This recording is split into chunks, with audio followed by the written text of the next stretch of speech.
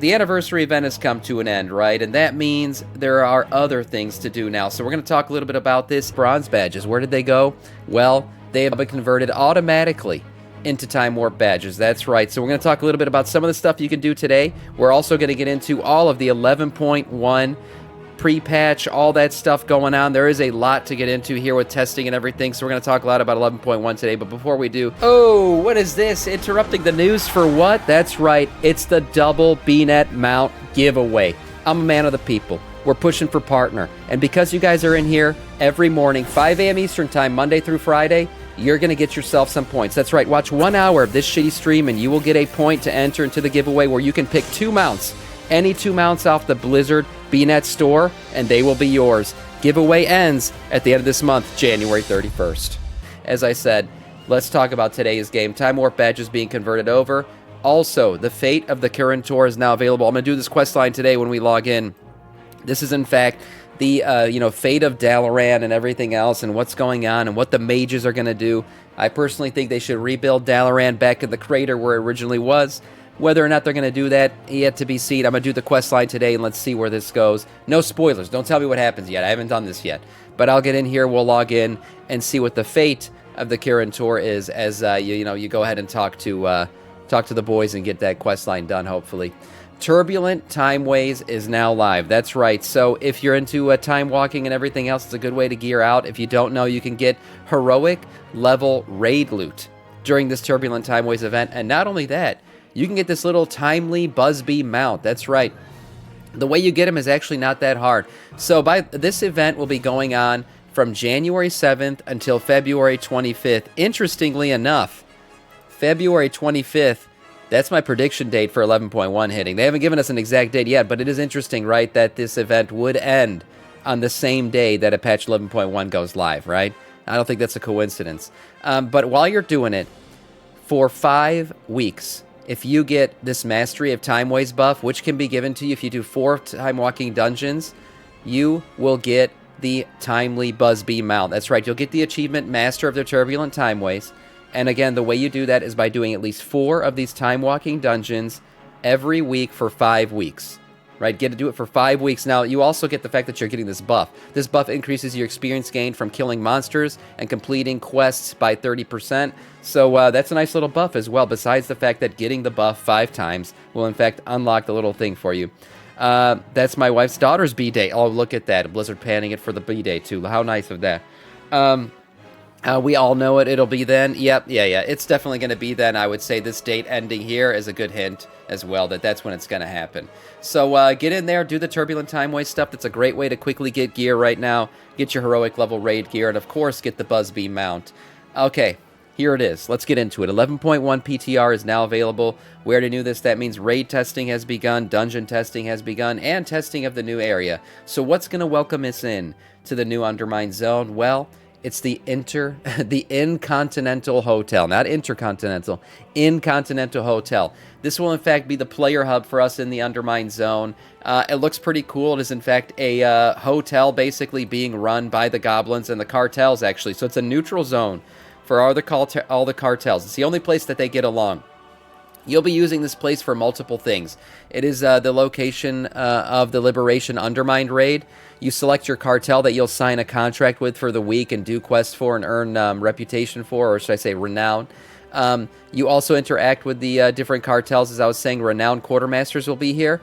And you'll receive your new Chet list, completing janitorial tasks for Valor Stones. So if you're wondering what the hell that is, yes, there will be a list of janitorial duties to do and concierge things that you could do around the hotel during your time there, and you'll be getting Valor Stones for them. So this is a little checklist here. Yeah, to ship to the right, reclaim scrap, basically cleaning up, doing things around the zone and stuff like that. We'll give you Valor Stones. I don't know if this is going to be a daily or weekly thing, but this will be a nice way to kind of grab those stones. As you know, previous season, I was lacking on them for a little bit, and this will be a nice way to kind of catch up on some of those. The owner's name needs to be Wilson. And John Wick needs to have a room. That would be amazing. I'm sure we're going to see plenty of little, plays on names and stuff. We've seen Blizzard does that all the time. And Gobblers would be a great play on some of those names. The Drive mechanics, right? So we all know we're getting the drive thing. It's going to be this new dynamic ground mount stuff, and it's been tested out pretty well yesterday. People were in there trying it out. So first off, you're going to get to customize your drive thing, right? And it's going to be given to you actually in the finishing of the chapter 1 for the Undermine campaign. So you'll get this thing pretty early. You'll be able to customize it. There's a bunch of different paint colors. You see red, green, body roll, blue, yellow cake, yellow. A bunch of different engine looks, wheels, turbo, and passenger looks. Okay, this is different. Yeah, I guess you could pick a passenger. I didn't know that. Louis Firehands, Zap's lead foot. Okay, so Zap's lead foot. These are pretty cool. So you'll get to customize it, do all those things. Now, how's it looking so far? Well, it looks like while you're driving this thing around, you will in fact have a diminished aggro radius. So that's pretty good. You know, as you're flying around, most likely you'll run into mobs all the time. So it's good to see that the aggro radius is in fact shrunk. Now, the controls people have been mentioning, similar to dragon riding, the G99 Breakneck has different controls from normal mounts. It is limited to how much it can turn in a direction, so you can't just do snap turns. When you start moving in a direction the mount is not currently facing, the G99 will automatically maneuver and head that way. In this video, it is being done. Okay, so I don't see anything happening in this video. Are these videos not working? Yeah, it doesn't look like they're working. Anyways, driving over water is also possible, or not. While you get dismounted, when you get into the water, if you're fast enough, Drive will allow you to water walk, even allowing you to drift over water. So there you go. Dynamically drive over water is something you'll be able to do. Drive is not a mount. The drive system is not a traditional mount. You do not collect an extra mount for obtaining the G99 Breakneck. So if you're going for some kind of achievement, this one won't count. This means that the effects of the mount on the Pale Horse won't work with it. After unlocking, you gain a new spell as well, G99 Breakneck, to summon and dismiss it while in Undermine. You cannot use this mount outside of Undermine, and I talked about this when they first revealed it. Could this be used outside of Undermine eventually? We saw in some early testing footage that it was happening in Dornegal. Obviously, could be unlocked later on. Could be dynamic ground mounts for other mounts later. I would hope so. I'd hope we get some cool saber dynamic mounts and other kinds of different mounts that do dynamic things as you're riding around. But for now, just like dragon riding, this is a very limited zone, limited mount kind of thing. That doesn't mean it can't expand later on. Days, it looks like. What is this? As the G99 is not a real mount, mount equipment like the Comfortable Rider's Bargain does not affect it. This means that non-tanks can get dazed off their car. Okay, so while the rare occurrence, since you have a reduced aggro radius while driving, it can happen. So there you go. Camera sensitivity is a thing. Can be very bumpy, extremely sensible to changes in terrain. I'm sure they're going to give different kind of motion sickness things here. This can lead to motion sickness. This was an issue with dragon riding when it first came out, so I could see this later on probably getting fixed. Yeah, hydroplaning incoming, right. Stuck on obstacles. There's some issues, I guess, with getting stuck on obstacles. Issues drifting.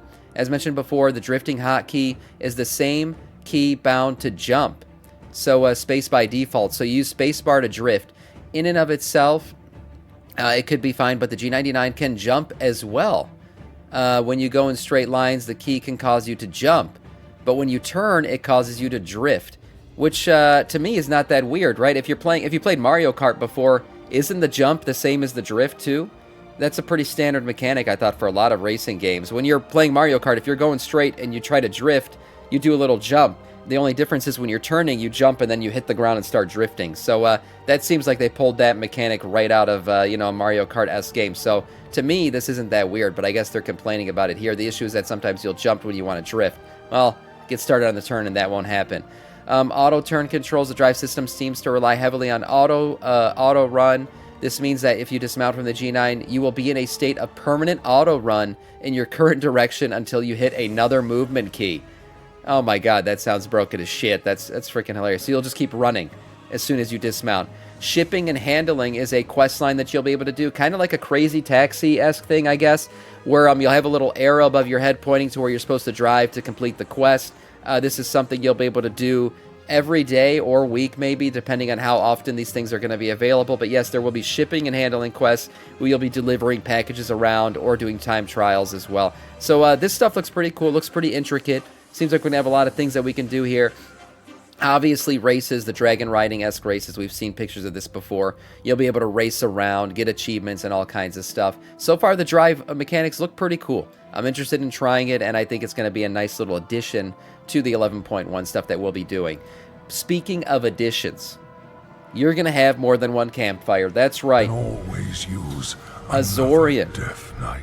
coming in with that Prime sub. Thank you so much for the Prime. I appreciate that. Death Knight of our Scourge. And remember, if you stick around for 1 hour, you can in fact get yourself a mount if you just enter the giveaway, getting 1 point, and you'll get 5 extra entries for being subbed at the time of entry. So thank you so much, Azorian, for that one. PTR testing revealed the Warband campsite screens, and this is how it's going to work, guys. So this is for Mr. GM here.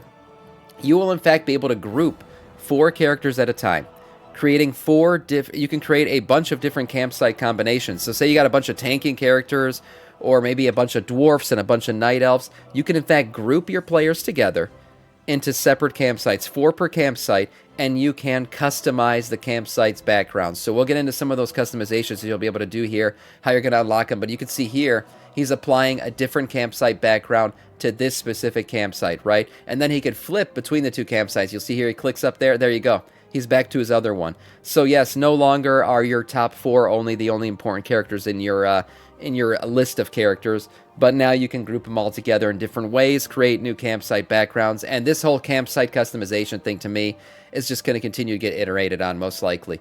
So speaking of those customizations, there are some that are already confirmed here on the PTR. We can look at them. So the new campsite backgrounds, we know there is the Cultist Quay, the Galileo Grand Valley, Freyworld Spring, and another campfire location seemingly sent in the Isle of Dorn. So these are different ones. Let me see if I can make this bigger.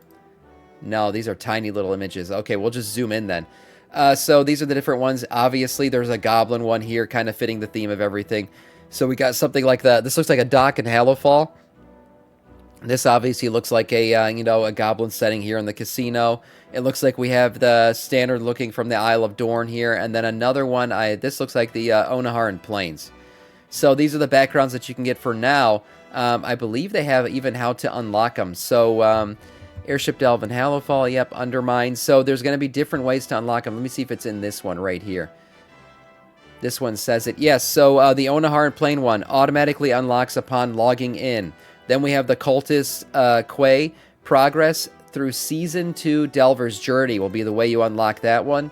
Freyworld Spring, all that Kaz is the achievement you're going to have to get, which means you leave no stones unturned, completing Kaz Elgar achievements below. And then the Galileo Grand Valley, which I believe maybe is the Onaharan Plain one. Racing to the Revolution. Okay, so this one is, you got to do a bunch of racing stuff. Experience the sights and sounds and smells of the Undermined by completing achievements below, so doing some of the racing achievements. That's how you unlock some of these. Again, you can have multiple backgrounds for multiple different campsites now, so that's a pretty cool little thing, and I'm betting they're going to continue to iterate on this stuff. So the campsites and the starting screen will only get cooler as we go forward here. And last but not least, I was just talking about this yesterday. I was literally just getting into this yesterday. I was doing the freaking delves, and I kept complaining that the swirlies don't fucking show up on the ground because I have too much ground clutter, and they're green swirls, and they're showing up underneath the grass, and I can't see them. Well, I've confirmed this before, and I'll confirm it again. Blizzard clearly watches my streams. It's evident, right? They're one of the people in here right now because there's no way they just put this in yesterday. They've been watching. They know I complain about this. So the typical swirlies that we've seen have now been changed to these more solid circles. So here you see, I can mute this. You got the little swirls right there going out. Maybe you missed it, maybe you didn't. I'll replay this real quick. You can see the swirls coming out, right? Typically this would look like swirls. Now it's more of a solid circle. I've said this before, and I'll say it again. The UI in a lot of combat scenarios, it misses, right? They'll put green shit on a green ground, or they'll put purple shit in the purple air or something. You can't see things. More distinct, more colorful, more evident layouts for when abilities are going to hit and where they're going to hit is better. So this is a nice little change here. We've seen, we didn't know, but looking back at the cinematic, now you can see where some of these were showing up. Previously, we had no idea that these were new swirly markers. Now we know. So that's pretty cool. I feel like it's a poorly cloned. I'm so confused. He was poorly cloned. Who? Sam, I work at Blizzard. There you go.